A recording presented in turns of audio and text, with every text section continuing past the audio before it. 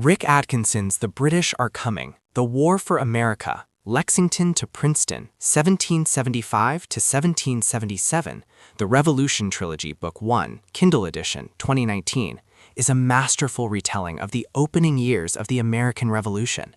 As the first volume in his ambitious trilogy, Atkinson sets the stage for the conflict that would ultimately birth a nation, weaving together military detail, political drama, and human experience into a sweeping narrative.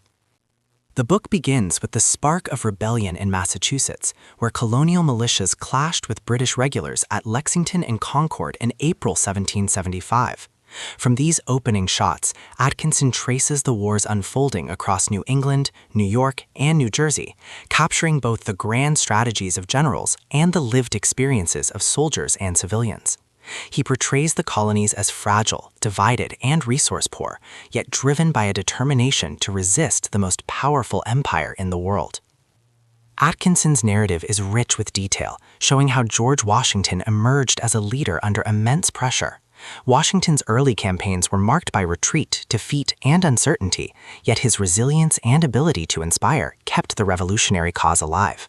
Atkinson also examines the British commanders, their confidence, miscalculations, and the logistical challenges of waging war across the Atlantic.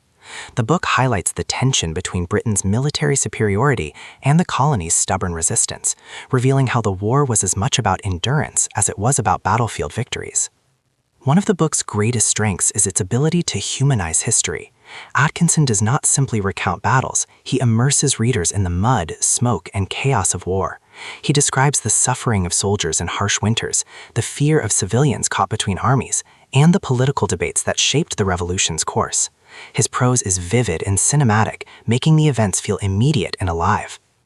The climax of this volume builds around the campaigns of 1776 and 1777, particularly Washington's daring crossing of the Delaware River and the victories at Trenton and Princeton.